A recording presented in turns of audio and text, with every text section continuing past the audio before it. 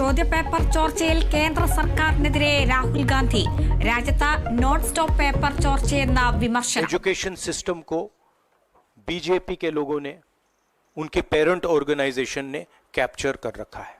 जब तक ये कैप्चर रिवर्स नहीं किया जाएगा तब तक पेपर लीक चलता जाएगा. നീറ്റ് ചോദ്യക്കടലാസ് ചോർന്ന് ലഭിച്ചതായി വിദ്യാർത്ഥിയുടെ മൊഴി. ഹൈക്കോടതികളിലെ കേസുകൾ സുപ്രീം കോടതിയിലേക്ക് മാറ്റാൻ നിർദ്ദേശം. ലോക്സഭാ തെരഞ്ഞെടുപ്പിൽ ഇടതുപക്ഷം നേരിട്ടത് കനത്ത തോൽവിയെന്ന CPIM. BJPക്ക് സീറ്റ് നേടാനായി എന്നത് അപകടം.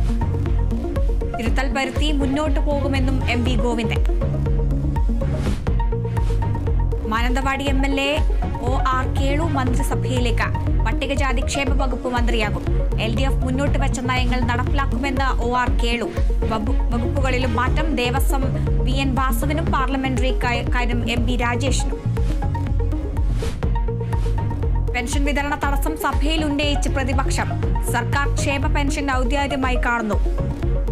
ഏതു മാസത്തെയാണെന്ന് സ്പെസിഫിക് ആയി പറഞ്ഞുകൊണ്ടാണ് പെൻഷൻ ഉത്തരവുകൾ ഇറക്കാറുള്ളത്. കഴിഞ്ഞ 2 പ്രാവശ്യമായി വളരെ കൗശലത്തോടു കൂടി ഏതു മാസത്തെയാണെന്ന് പറയാതെ ഒരു മാസത്തെ എന്ന് പറയുന്നത് ആരെ കബളിപ്പിക്കാനാണ് നിങ്ങൾ അത് ചെയ്യുന്നത്? ഈ പാവപ്പെട്ട മനുഷ്യരെ.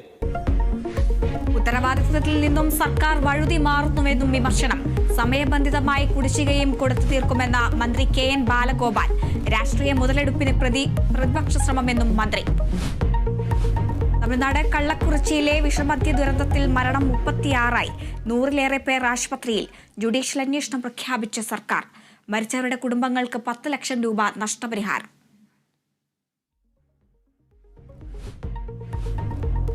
നിലപാടിൽ ഉറച്ച് K മുരളീധരൻ. KPCC UDF നേതൃയോഗങ്ങളിൽ പങ്കെടുക്കില്ല. പാർട്ടി യോഗങ്ങളിൽ പങ്കെടുക്കില്ലെന്ന് ആവർത്തിച്ചു മുരളീധരൻ. തൃശൂരിലെ തോൽവിയിൽ KPCC അന്വേഷണ കമ്മീഷൻ മുരളീധരന്റെ വീട്ടിൽ. KPCC നേതൃയോഗവും UDF യോഗവും തിരുവനന്തപുരത്ത്.